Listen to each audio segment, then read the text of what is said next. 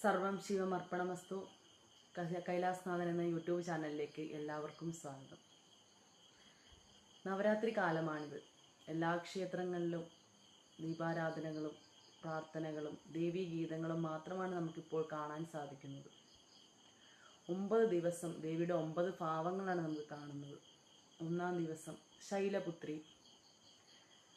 ദക്ഷരാജാവിൻ്റെ പുത്രിയായിട്ട് സതീദേവി ജനിച്ചു. എന്നാൽ ദക്ഷയാഗം നടക്കുമ്പോൾ സതീദേവിക്ക് തൻ്റെ ജീവൻ ത്യജിക്കേണ്ടി വന്നു. പിന്നീട് ശൈലരാജാവായ ഹിമവാന്റെ പുത്രിയായിട്ട് പാർവതി മാതാവ് ജനിച്ചു. സതീദേവി പുനർജനിച്ചു. ശൈലരാജാവിൻ്റെ മകളായതുകൊണ്ട് തന്നെ ശൈലപുത്രി എന്ന നാമത്തിലാണ് ദേവി അറിയപ്പെട്ടത്.